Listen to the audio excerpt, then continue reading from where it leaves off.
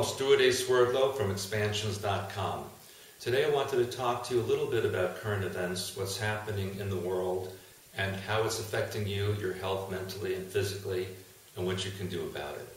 To begin, I'd like to show you now on the world map what's going on that you've seen in the media in the last few weeks and even months.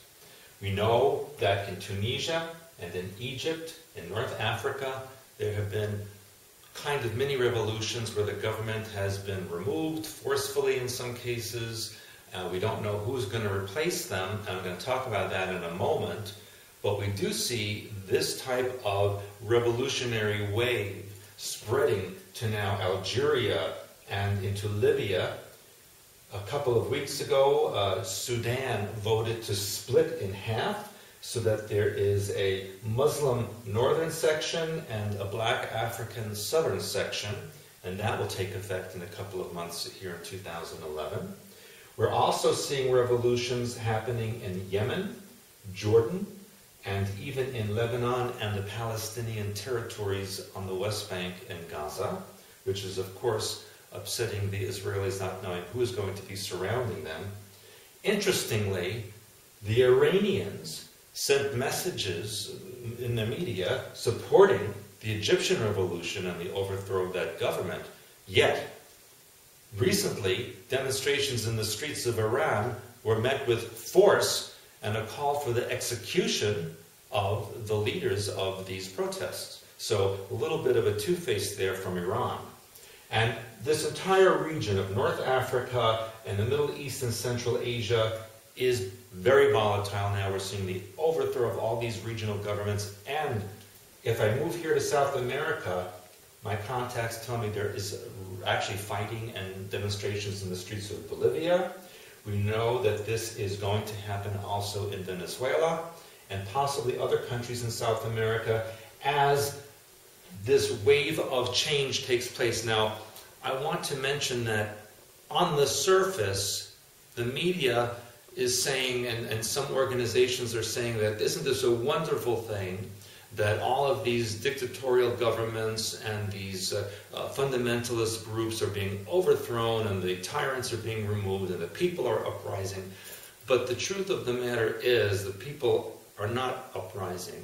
Out of the 80 million Egyptians that exist in the country, only a fraction of those were the ones that you saw in the street. There were maybe a few 100,000 out of the 80 million. So a vast majority of the population was not involved in those protests or to remove the government. What we're going to find out eventually is that such intelligence services as the Mossad, the CIA, the NSA, and even British intelligence are behind the initiation of these uprisings and protests in order to overthrow governments that are not part of the New World Order, one world government game, if you will. And that's why even here in Italy, we're seeing a setup of Prime Minister Berlusconi, who's been accused of paying prostitution, people involved, even 17-year-olds, etc. And that's just to throw him down from his high, lofty position. We're seeing a lot of leaders who are not playing the game anymore, or who maybe have what we call the Kennedy syndrome, where they were part of the game and then they want to take over part of the game, and so they get smacked around and thrown out and discredited and embarrassed, as we saw happen with Berlusconi and Mubarak and even the leader in Tunisia. So, it's going to be a bumpy ride. I would say most of this change of governments will occur or have a completion towards the second half of 2011 and into the first part of 2012, when it will spread to other parts of the world. Keep your eye now on Syria, Saudi Arabia, and even Cuba, which will also have protests and an overthrow of their governments as well. We'll even possibly see that in the southern part of Africa in the ending of 2011. So when you see all of this happening, how does this affect your health? You know, when you're listening to the radio, when you're watching the news, CNN, you're on your computer watching AOL or whatever news service that you particularly care for, and you hear about these protests, these uprisings, will it affect where you live? Even in the United States, there's talk about terrorists and people upsetting certain local areas. How does this affect your health? What does it do to your physical body when you hear about these things? A lot of people get stressed. For example, one of the things that happen when you hear about such news is that your heart rate can go up as you get tense and worried about certain things happening. Maybe you have family or friends in those areas, or maybe you know that there are groups like that in the area you live. It can make your blood pressure go up. It can affect your digestive system, and also the muscle tension in your body gets very tense, and then your body can become depleted. So what do? What do you do when you feel this type of reaction in your body physically? First of all, those of you who know my work and have read my website expansions.com and my books and seen my DVDs, first thing is you balance your T-bar at the pineal gland, and you center the royal blue dot in a royal blue circle to balance the left and right hemispheres of the brain and your hormonal and chemical systems of your body. Do your breathing techniques. Slowly in through the nostrils, holding a couple of seconds, slowly blowing out through the mouth. But when you do this, remember to use some color codes, which I'm going to tell you about now. The color medium green is an energetic color for oxygen.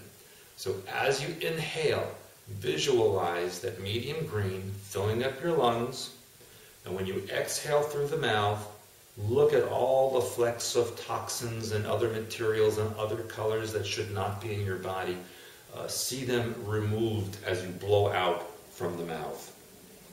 It's a good idea also, in order to relieve tension, to perhaps take a nice warm sea salt bath. I prefer the use of Dead Sea salt because that is the most intense and concentrated salt, and it's also very natural and organic. And if you go on my site, there's actually a link to Dead Sea Warehouse, and you can order that directly that way. It is also a good idea when your body is being depleted from stress and tension that you eat properly. And most people out there, I see them always in a rush, and they're going to fast food places, and they're going to, or they're not eating at all, or they're just eating stuff out of a bag from the supermarket. Very unhealthy. If you read the ingredients of what you're eating, most of the food in supermarkets is what I call plastic food. There's absolutely no nutrition in it whatsoever. In fact, if you look at the label, there's hardly anything real in it. You know, if you see, it says 100% juice in this can, and you read the label, and there's only 5% juice in it. It's 100% juice, but it's only 5% of the product. So it's a little bit misleading. You think you're getting something good, and it isn't. Most of it has corn syrup in it, which now they're calling corn sugar because people know that corn syrup is not good for you. Corn syrup does block insulin production, and that's why there's such a high rate of diabetes now in developed countries. Most of it also contains soy products. Soy creates estrogen in the body, makes your body estrogen dominant, even males, and that depletes your hormones, it depletes your bone density, it changes your moods. Not a good thing. So I recommend that you only eat organic foods as much as you possibly can, especially good organic red meats, wild fish that are caught in deep cold waters. Go to your local organic market or your local organic farmer where you know where those products come from, and you know every single thing that's in it, and it's real food. It may not look as pretty as commercial food, but the organic food is going to be much better for you, I guarantee that. You should also be eating, for your nerves, believe it or not, dark chocolate, organic dark chocolate. because that tends to add omega-3s, especially fish oils are good for you. Be good on your supplements. Be complex, as I mentioned, omega-3s, and good oils like virgin organic coconut oil and olive oil are very good for you to ingest on a daily basis. Physically, male or female, work out with weights. Of course, females want to do lighter weights, males might do heavier weights. 3 times per week, every other day, 15-20 minutes approximately. That'll build your bone density, build your nervous system, get the blood flowing, and it'll make you more secure and grounded. And that's what we're looking for, grounding energy. And as I mentioned in earlier podcasts, those of you who have access to these, it's a good idea to consider an infrared sauna, ionic foot bath, even a regular sauna, steam room, hot tub, anything that relaxes the body, purges you of the chemicals and toxins that have built in, which is what the sea salt bath will pull out. Take care of your body, because what's going on out there in the world does affect you. It goes in here, and in here affects here. And that's the next thing I want to talk to you about, and that is your mental health.